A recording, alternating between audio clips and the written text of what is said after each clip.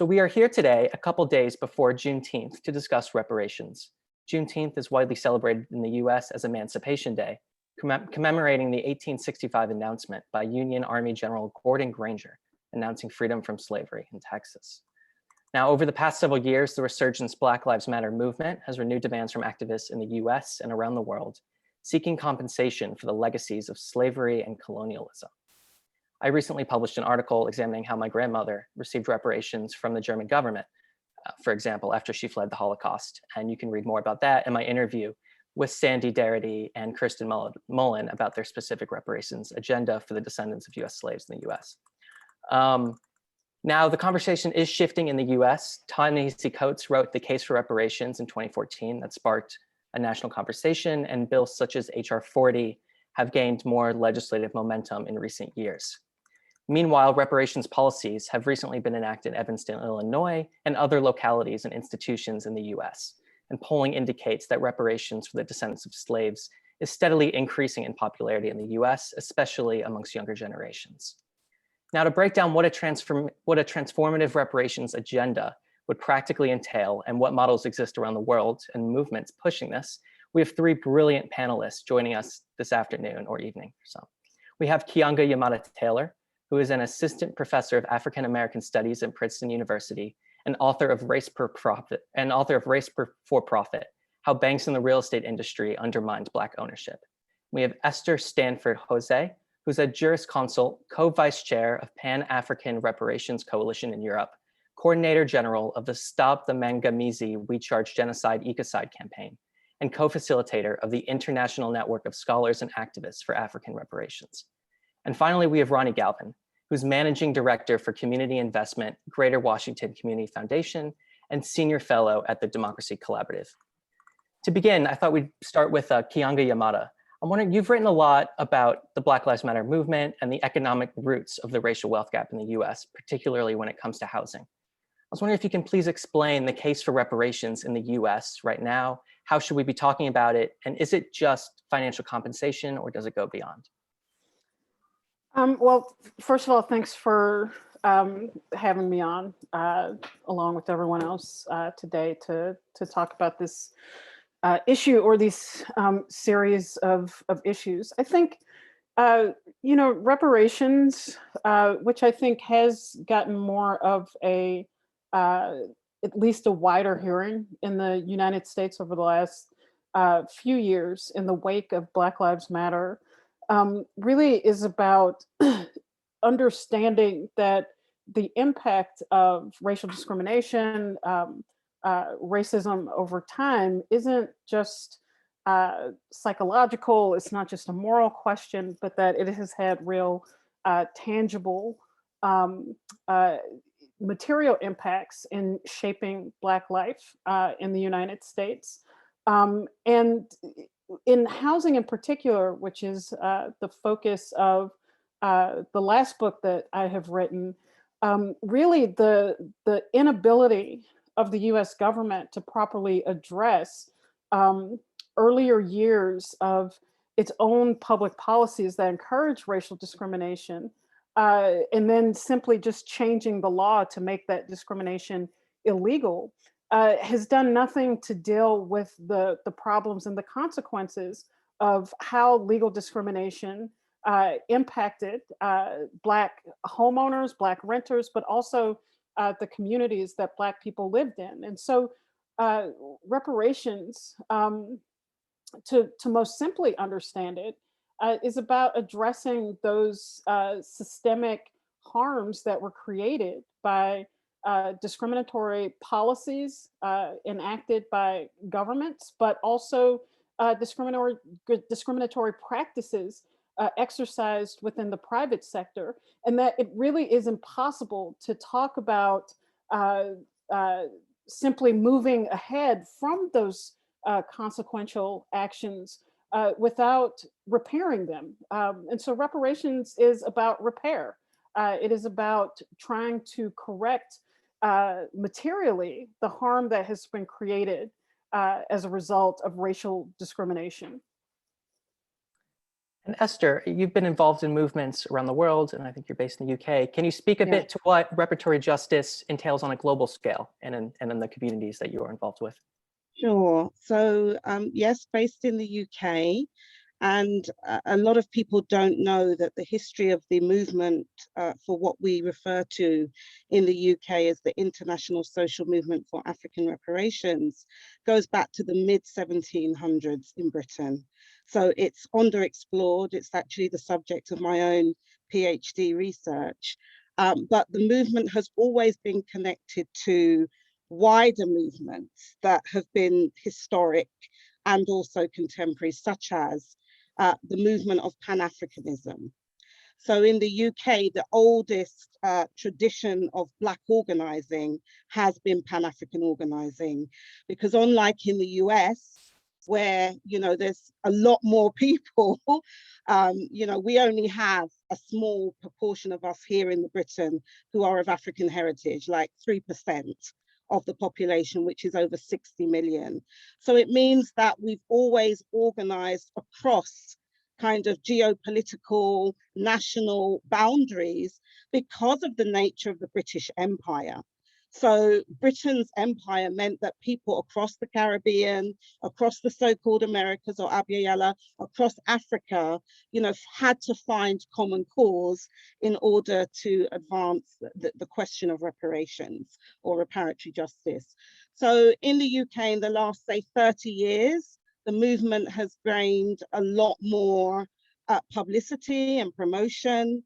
And in particular, in the 90s, there was a seminal organization which was co-founded by an MP who's now deceased, called the late Bernie Grant MP. And from that time onwards, in fact, Bernie Grant died in the year 2000. And from 2000, the movement has been largely led by grassroots forces, not political or economic elites. And at the moment, since 2014, we've had something called the African Emancipation Day Reparations March, which is the largest, reparations march that takes place consistently around the world. And it brings together people from across Europe, across the Americas, across Africa, who are in Britain or come for the march. That is connected to something called the Stop the Ma'angamizi, We Charge Genocide Ecocide campaign that I'm the coordinator general of. And one of the key strategies that we're working on as part of the Stop the Ma'angamizi campaign is for the establishment of something called the UK All-Party Parliamentary Commission of Inquiry for Truth and Reparatory Justice. And our development and evolution has been connected to activists in the US, in particular in NCOBRA, HR 40. So obviously we have a different political system, but the notion of a commission to study reparations proposals is also what we're championing here in Britain. And just to be very clear, what we're arguing for is it's actually looking at the impact of the British Empire, not just looking at chattel enslavement, but colonization and direct neo-colonialism today. So it's actually quite huge.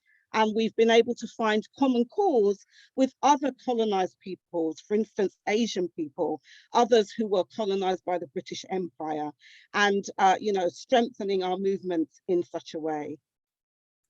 Thank you, Esther. And Ronnie, you wrote a groundbreaking piece for us calling for the reparative and democratic economy, which is inspiring an animated video that we're launching tomorrow and a broader series. I was wondering, can you give a sense to the audience of what you mean by the reparative and democratic economy, and what does it mean for it to be naturally and reflexively reparative, as you So Aaron, thank you for that, and thank you for inviting me to this panel.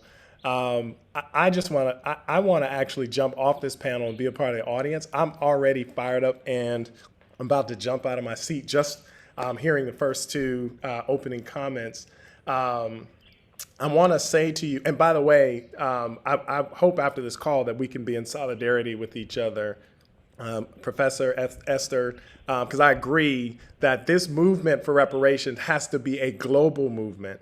And certainly we have been talking about it. I've been talking about it from the perspective of Black people and how we have suffered at the hands of this kind of global, empirical, economic racist system. But certainly, Esther, you've already unlocked like how the British Empire and colonization actually could connect us to other groups. So looking forward to talk about that more. Aaron, that the thought is still evolving. My friend, brother, and colleague, Isaiah Poole, is also on the line from the Democracy Collaborative, who is helping us frame this concept of a reparative economy. And basically, what we're talking about is, well, first of all, there's a question at the beginning of it, right? And that is, if we were to, if the systems that have caused so much harm were to pay reparations today, what sense does it make to have those reparations dispersed and maybe even recirculated in the very racist, capitalist, patriarchal, violent, extractive system that caused the harm that led us to reparations in the first place? And so this idea behind the reparative economy first says that the truth-telling, the acknowledgement, and the transformation and the restructuring, the cessation of harm needs to happen at the systemic level. And what we mean by that is that we got to replace capitalism. We got to replace racialized capitalism, or else there is an argument that if reparations happens in the context of a capitalist system that's caused so much harm, then what it essentially is doing, we are essentially building our own guillotine. Right, so that's the first premise. And then to get right to the question about, well, what is it? So we're still trying to find a language, right? And so we're in spaces like this, but basically it is a system that acts like the human body. When we talk about a reflexive system that that responds to harm without actually having to call a committee, create a commission, or even organize a movement. When the body is harmed, it is intelligent enough. It is designed to actually send blood and oxygen and and enzymes. I'm not a biologist, or I don't know much about the body, but I do know that the body sends reflexively resources to the place where the harm is being done. And we have to assume that these systems that have caused so much harm will continue to do harm. So then wouldn't it be incumbent upon us to, knowing that, to actually design a system that has designed in it the impulses and the reflexes to address harm when it arises? And there are a myriad of ways conceptually to do that. We're still trying to figure that out. But that's kind of where we are with the idea. Thanks, Isaiah. And we're going to continue to do that work and really feature that project. Keeanga, can we bring it back to you? Isaiah says we got to replace racial capitalism. Mm-hmm. And you wrote a brilliant piece recently for the New Yorker where you profiled a police abolitionist, and you talk about repair and reparatory justice in those terms. I'm wondering if you see the connection between those two. You could dive into that. Sure. I mean, I think that there are two ways to look at it. I don't think that you have to end capitalism to pay reparations. I think that there are plenty of examples in the United States alone, but globally certainly, where regimes have paid reparations to individuals and groups that have been harmed by their policies. I do think there is a much larger argument about systemic inequities, about the relationship between racism and capitalist development and capitalist economies that is inseparable. And so that, I think for a number of people, at least, I'll talk specifically about the US and the Black Lives Matter movement, who are reaching this conclusion that racism is a fundamental feature of capitalism, and that as Malcolm X once said, that you can't have capitalism without racism, or racism without capitalism. And so it limits the extent to which reform is possible in ways that produce an equitable outcome for ordinary or poor and working class Black people. And I think that is an important part of the the argument when we talk about systemic racism in the United States, a phrase that gained some level of popularity last summer, but without actually identifying what the system is that is a part of systemic racism. I think that it's important to identify that as a kind of permanent feature of an economic system where the spoils are concentrated at the top, while the vast majority of people are excluded from them. But I do think that that's different.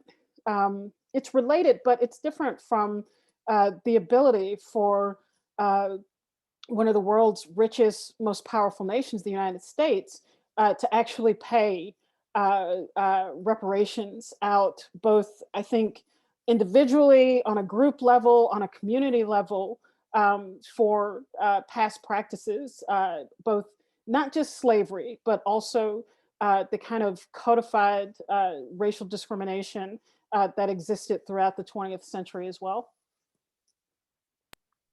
And Esther, how do you respond to that? And particularly, I know that you've discussed this before, but making sure that reparations and the intersection between the climate movement and reparations, and making sure that those two are interconnected, but doesn't produce this neocolonialism that. Yeah, I mean, this is something that we're grappling with in the movement here within the UK and Europe and beyond.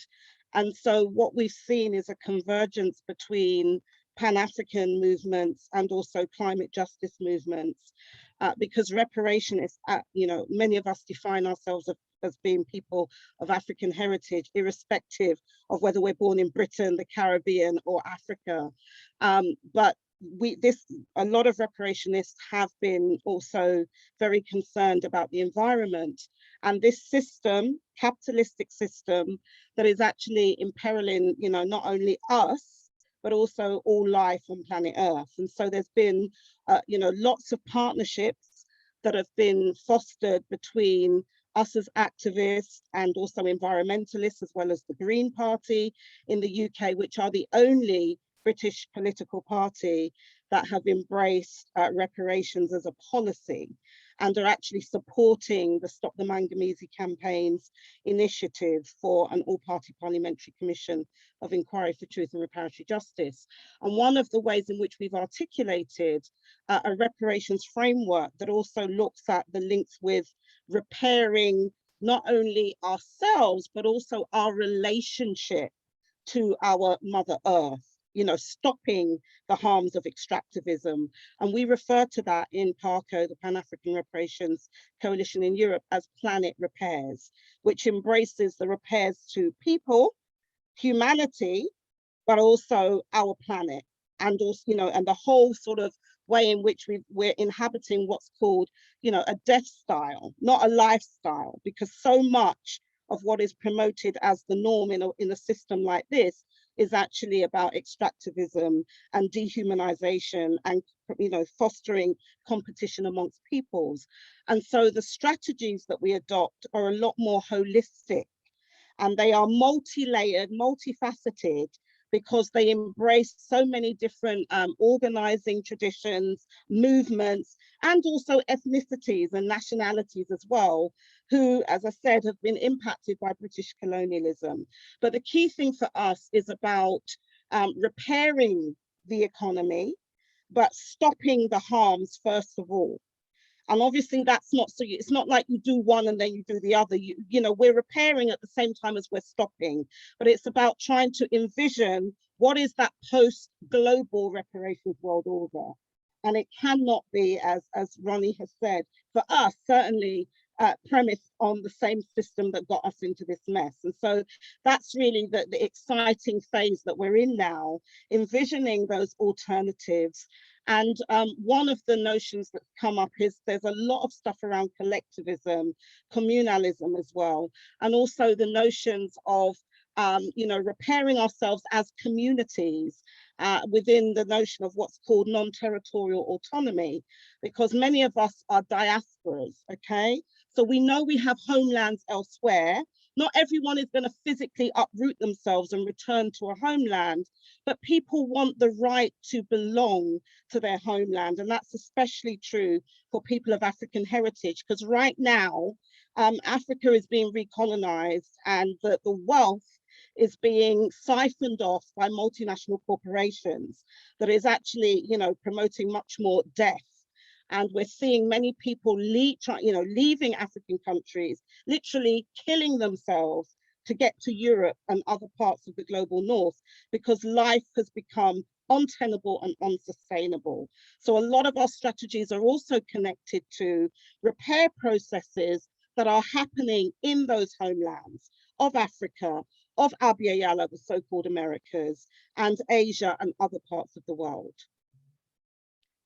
And Ronnie, would you like to respond? And also mentioned, Esther talked about the importance of collectivization, and you've written a lot and been part of community wealth building projects and democratic ownership of public goods like housing, water, electricity, and so on. I was wondering if you can speak to that as well. Yeah, absolutely. And I wanted to respond to the comment about, because I believe it is true that you don't have to replace capitalism in order to pay reparations. That is true, right? As a matter of fact, we want the system that created this mess to pay it, right? However, I want to be clear that the question we're asking is, if we got the money today and all that comes with reparations, should we continue to support and purvey a capitalist system? And we think that the answer is no. We think the answer to your question, Aaron, is an economy that is more democratic, that is an economy that is in the hands of the people, and in this case, in the hands of the people who have suffered the most, that models and practices like cooperatives, publicly owned enterprises, banks, publicly generated power, public and community ownership really is what we're talking about. Moving the economy out of the hands, again, of the elite, white, hetero, Christian patriarchs into the hands of Black people and other people of color. And that wealth and the means of production being shared and enjoyed in a way that moves in a collective rhythm, not an individual rhythm. And so that's what we're talking about as a democratic economy. And just to go back to your question about what would it look like? So in the article, we, and this is happening all over the world, it's certainly happening in the United States, we saw it with the 2008 mortgage financial crisis here. We've seen it again with the pandemic crisis here. The government actually has the ability to produce money when it needs to, right? And in the 2008 crisis, our biggest corporations got billions of dollars while people on the ground got nothing. And so one of the things we've been talking about, what would a reparative democratic economy look like? What we propose, and our friend Thomas Hanna at the Democracy Collaborative, this is his idea because he works on public ownership, is if the government actually buys a stake in a company to actually save it in the midst of crisis, guess who owns that company now? The public.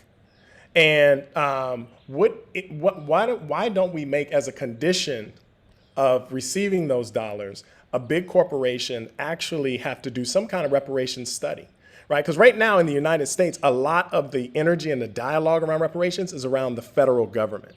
We have some things popping up in local jurisdictions, but a lot of folks are focused on the federal government. And the federal government is really the agent of corporate power. And so how do we actually get corporations involved in this kind of reparative democratic economy? Well, if they receive public funds for a rescue, then the profits from those funds actually should accrue to the people who suffered the most, right? And in this case, it would be Black people, Black communities, Black families, so on and so forth. And we can build that into the economy because guess what? As our friend Gar Alperovitz says, another crisis is coming. And so we can actually set that up now. So when the corporations turn to government and say, hey, we need to be rescued, we say, okay, well, if you use the public's money, we're going to actually use it for reparative purposes. How do you respond to that, Keeanga? And what's the intersect? I mean, we mentioned housing. What's the intersection between that and other movements such as the decommodification of housing that we're seeing in the U.S. right now? to me, the biggest issue with I mean, I think we need a mass movement, because you know, the state is not going to give the public the authority to intervene in private business and decisions that they make. We've seen that in the 2008 crisis, where you know, in the United States, the federal government spent tens of billions of dollars to rescue banks and other corporate titans, you know, and the public has no control or jurisdiction over these decision-making processes. And that is because, you know, there is a bipartisan effort to, in some respects, keep a firewall between the public's ability to, you know, influence, let alone dictate, what happens in the private sector. In that sense, you know, our elected officials are in many ways the handmaiden of the corporate class. And so I think what that means is, you know, we're not going to come up with a trick as a way to get reparations. I think that we have to see this as part of a mass movement that creates enough pressure on the various states that we're focused on, to compel them, to coerce them into making these kinds of payments. And so politically, part of what that means is that we have the challenge that is before us, at least in the United States, which is the situation I'm, you know, most familiar with, is that we have to convince a larger portion of the public, white people, about why reparations is important as a project of racial justice in this country. That it's not enough to have a kind of racial reckoning, as people described last summer, that doesn't actually produce some forms of tangible material changes in the lives of Black people. Part of understanding the history of slavery is, you know, understanding that there were people who benefited from that arrangement, and that those benefits were paid forward for multiple generations, benefiting some and continuing a pattern of exclusion and marginalization for others. And, you know, we know some of the businesses that benefited from these arrangements. We know aspects of the state that benefited from these arrangements. Often the critics of reparations say, oh, it was so long ago, it was so far away, we have no idea who the victims were and who the perpetrators were, and it's just too confusing. And it's not that confusing.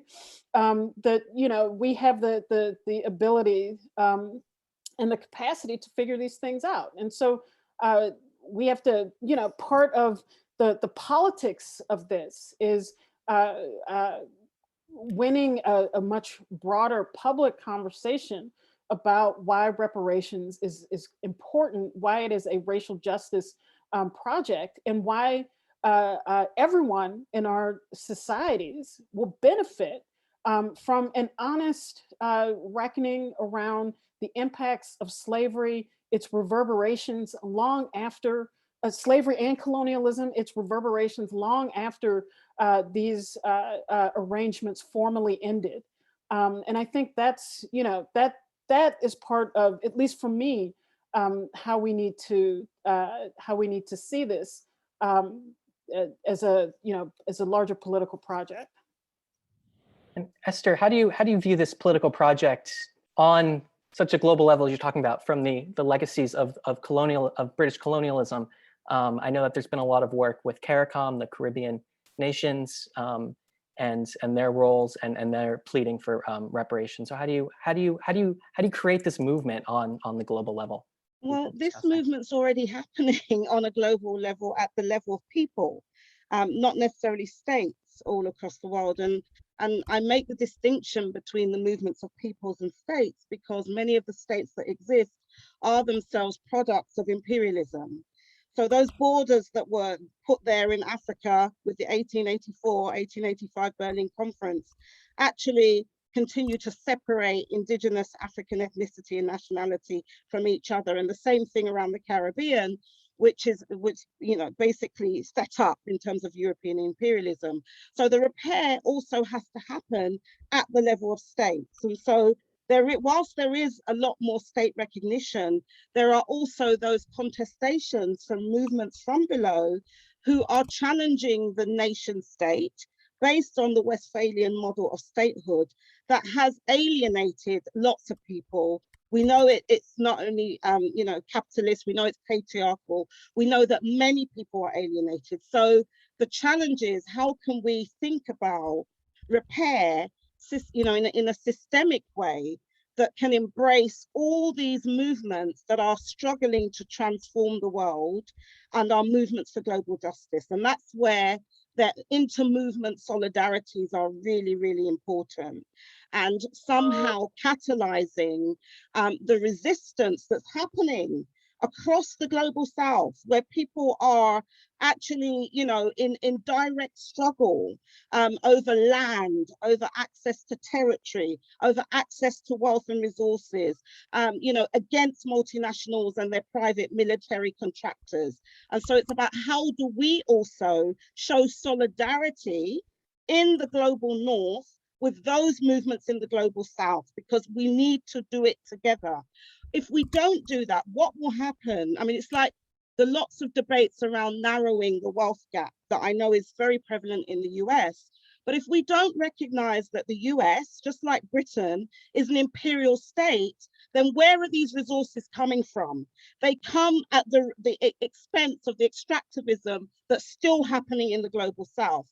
And that needs to be factored into our solutions. If not, we end up inadvertently being complicit in the despoilation of other peoples and nations overseas somewhere who are our people as well.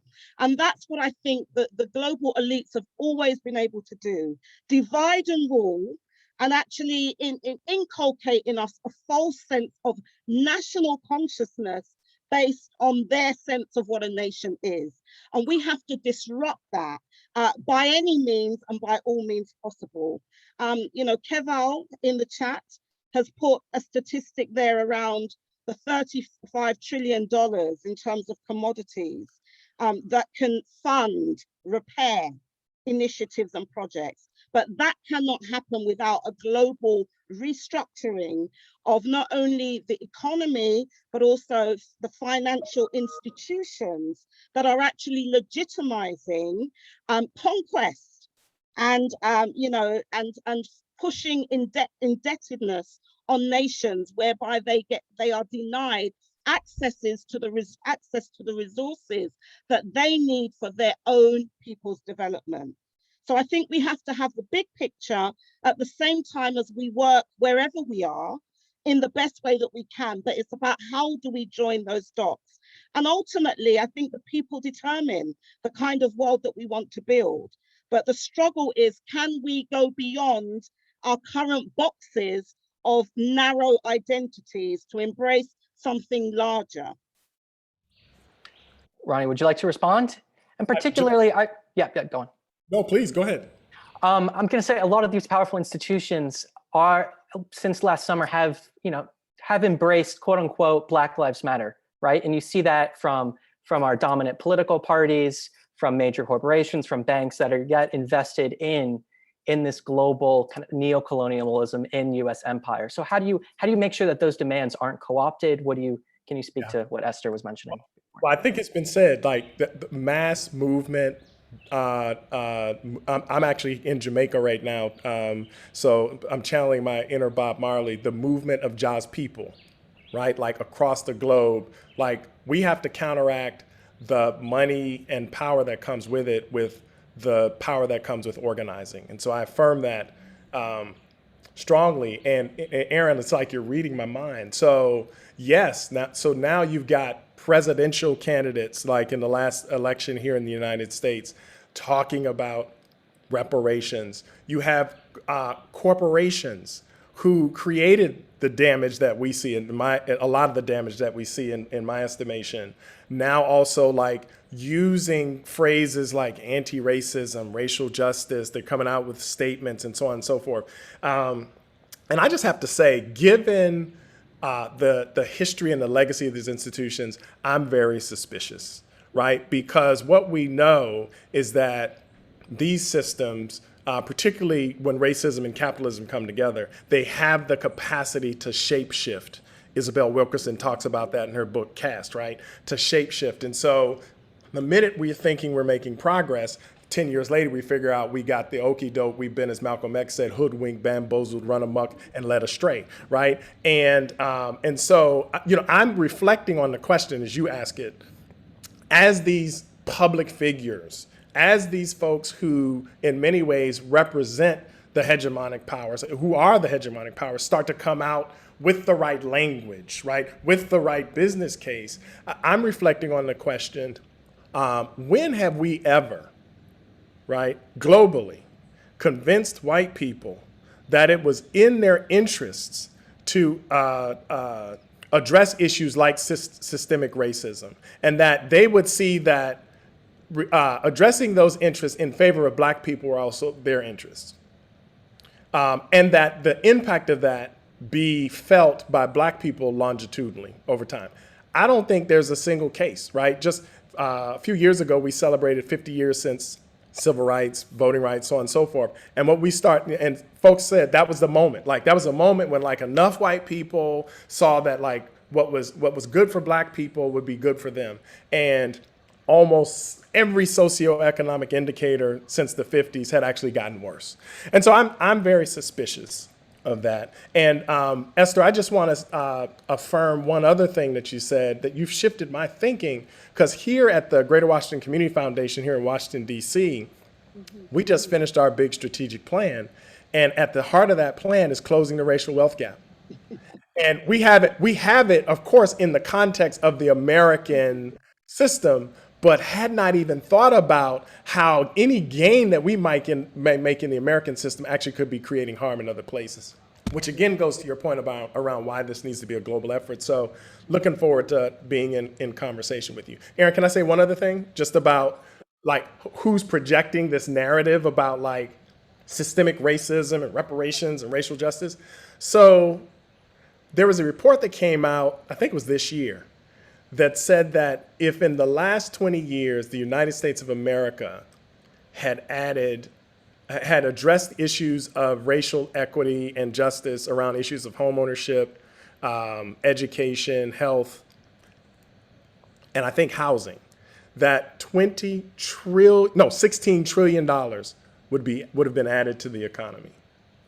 Now, you would think in a capitalist system, if they knew that $16 trillion would be added to the economy and everybody would be fine, they'd be working on it, but we haven't. And so it just speaks to underneath all of this is a view of black people, our humanity, white people's sense of privilege, and the wages of whiteness that continue to accrue to them that will make this work more difficult. Doesn't negate that we need mass movement, doesn't negate that we need new ideas, doesn't negate that we need to be global, but this is a fight where it's 2 steps forward and 1 step back. And I'm reaching the point where I'm almost like lost patience of trying to convince white people anymore. It's all about like what black people and people of color can do together. Keeanga, would you like to respond? And I'd particularly like to ask you as well the role that you've written about, which is the role of education in all of this, in our public education systems, but also institutions such as museums, and even journalism as well. I'm not sure I understand what you mean. Sorry. I mean, education within the context of a reparations and reparatory agenda. Why is it so significant to teach the actual history of what's gone down in our societies, and why is that critical to this project? I mean, I think that part of the reasons, why we face such resistance to reparations is because people don't understand this history. I mean, this is a particular issue in the United States where you know, there's a significant number of high school students who think the Civil War happened in the 1950s, who have, you know, no concept or really idea about what slavery constituted, what it was, you know, or, you know, any of the history that comes out of that. And I think that's why, in part, there's such a fierce effort now across the United States to actually block the teaching of the history of slavery and its contemporary manifestations and racism in the United States. And, you know, part of that is about, I think it's twofold. One is maintaining this kind of ideological standard in the US that this is a country that was born out of a democratic impulse that is organized around issues of justice and equality.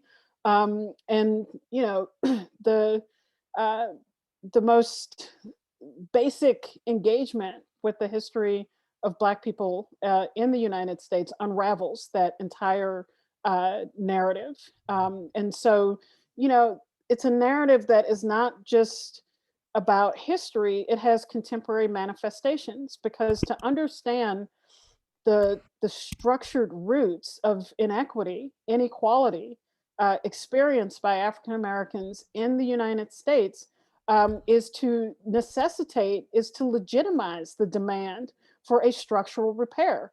That is why our elected officials, you know, from both parties have been deeply invested in this idea that Black people are poor because they have broken families, because they have a dysfunctional culture, because whatever the reason is internal to African Americans is how we understand the persistence of Black poverty, disproportionate Black poverty over time and space. And so to actually engage with the history of legal segregation, of legal discrimination, of the ways that defined Black life 100 years after slavery, and its reverberations. To seriously engage that history is to absolutely legitimize Black people's claim to reparation. It is to legitimize Black people's demand for programmatic interventions in response to this disproportionate poverty and inequality. And so it's not just a kind of glorification of ignorance, as I think is sometimes portrayed, Republicans' resistance to understanding this history, but it has real material consequences in terms of public policy. Just quickly, the thing that I'll say about what we do, I mean, I think the wealth gap, you can't end the racial wealth gap in the United States. I mean, this is where the imprint of capitalism is a system predicated on a wealth gap. And race, you know, just means that some people experience this gap much more fundamentally than others. But we've seen over the course of this pandemic where the richest people in the world, the richest people in the United States have become trillionaires as a result of the pandemic, while the vast majority of everyone else has been thrown into peril. And I think in this country, you know, can we convince white people? I don't know, but I think that there's no way of addressing the deep issues that the vast majority of Black people face and a growing number of white people face without trying to take that head on. You know, I think that there is a deep investment from the political and economic elite in this country of convincing ordinary Black people and ordinary white people that they have nothing in common, that they have no collective interest. And we also know that the lifespan in the US for ordinary white people has been going into decline. We know that white people are literally drinking and drugging themselves to death because of the gap between what is supposed to be promised by the American dream and what is possible in the American economy. And so my suggestion is that perhaps somewhere in that is a basis for some kind of solidarity, for some kind of mutual struggle. And I don't think, and is that difficult? It's absolutely, I mean, this is the challenge that the American left has faced since the end of slavery, right? Is can we actually address this racism in the United States, racism within the white working class? Can we address that? Can we overcome it? This is the key question that confronts the American left. But I will say that another big part of the issue, which disrupts Pan-Africanism in the U.S., is a kind of the U.S. nationalism. I mean, there's this horrible ADOS movement, African descendants of slaves, which acts as if slavery only existed in the United States, or that enslaved people in the U.S. are the only people deserving of reparations. It is the most inane political idea that other people can address it, but this is part of the problem that we face, is a kind of strange nationalism coming from oppressed, Black people who are oppressed in this country as well, who don't see our Caribbean brothers and sisters, who don't see other Black people as part of a diaspora, as part of a single struggle, but see them as competitors. That there's one little tiny pot of reparations money, and we all have to fight over it. And that means, our slavery was worse than your slavery. Our slavery was worse than your colonialism. Therefore, we are entitled to a bigger portion of the. I mean, it's complete lunacy. But this is also the political impediments that we face in trying to build a movement across the diaspora, which in some ways is, to me, as complicated as it is in trying to build a political movement with white working class people in this country who face a similar perilous, not the same, but a similar issues of early death and devastation and police brutality and police murder as Black people. So these are the challenges that I think that we're confronted with, that we have to deal with. Okay, and we're running short on time, but I'd like to ask a couple questions that were brought up by the audience. And maybe Esther, you could begin. One is, how should a reparative agenda deal with racist border policies? For example, capital can freely travel, but not brown and Black people. And the second question is, can reparations be debt cancellation? Can reparations be debt cancellation? So if you would like to address any one of those. Sure. So the notion in terms of these racist border policies, if we think about colonization, and when Europeans colonized the world, there was no visas or anything, there was no border policies. And so it has been argued by some scholars and activists that open borders are a form of repair, because reparations are holistic, they're multi-faceted. So it's not just one thing. And that's how I believe we should address it, in terms of the nature of settlements of all peoples means that we're not necessarily in the place where we should be, but we've, settled in other places, and we've made these other places, or tried to make, homes away from homes. So we have to recognize that. But in order to repair ourselves as people who have experienced enslavement and colonization, then it means that those border policies need to be loosened so that we can make the necessary connections, so that we can repair, restore, and heal ourselves, and connect with our family members, and our cousins that we have to get to know again, because we all come from the same mother in terms of Africa, where all human life started on planet Earth. In terms of the other question about debt cancellation has been advocated as an aspect of reparations. Others of us recognize the notion of debt repudiation. It's a different notion because debt cancellation still assumes that these debts are legitimate.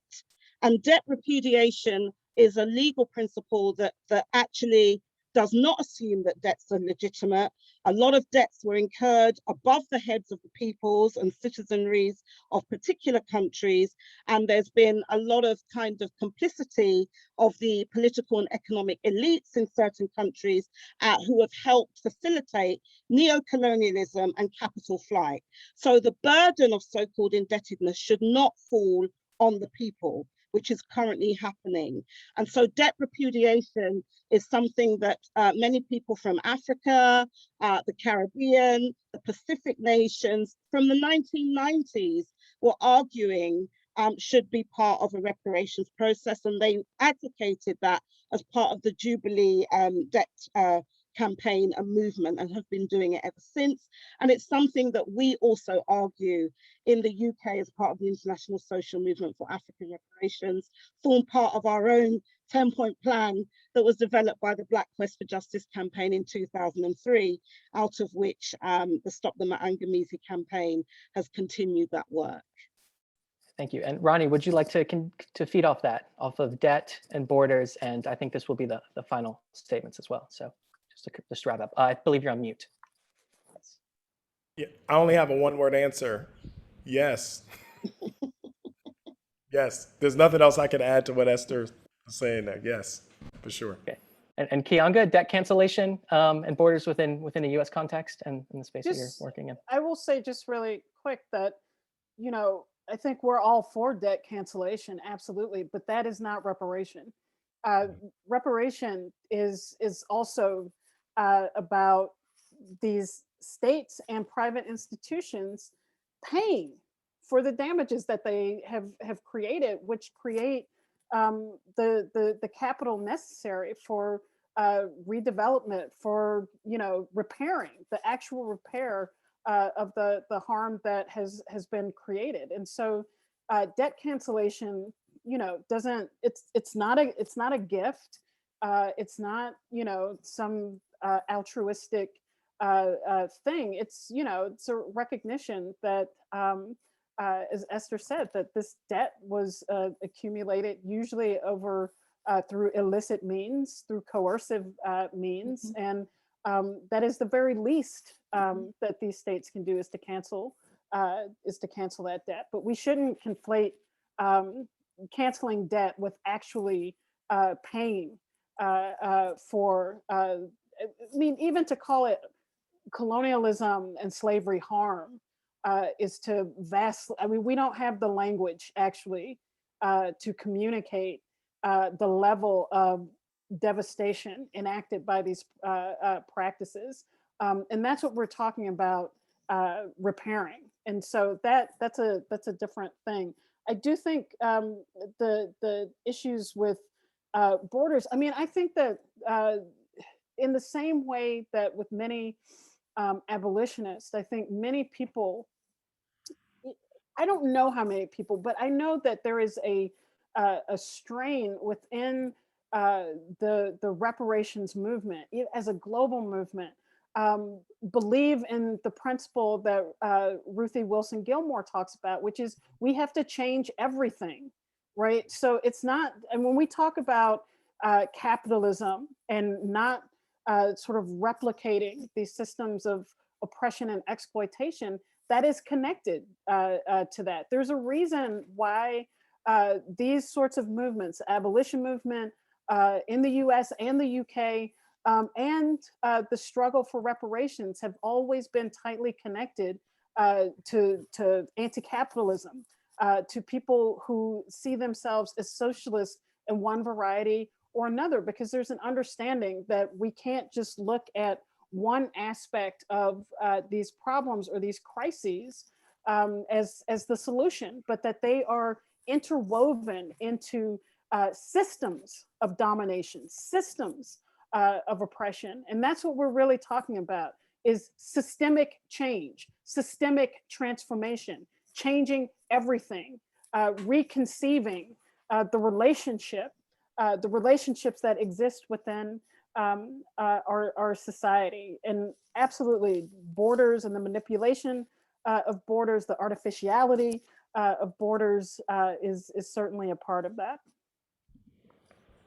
I think we'll have to leave it there.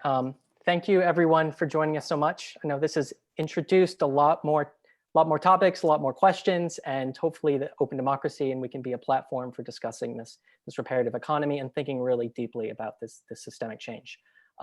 Please do also check out our video tomorrow, which we're going to release. It was inspired by Ronnie's piece, and it is narrated by Trisha Rose, who's a professor of Africana Studies at Brown University and is the co-host of the fantastic podcast with Cornel West, The Tightrope.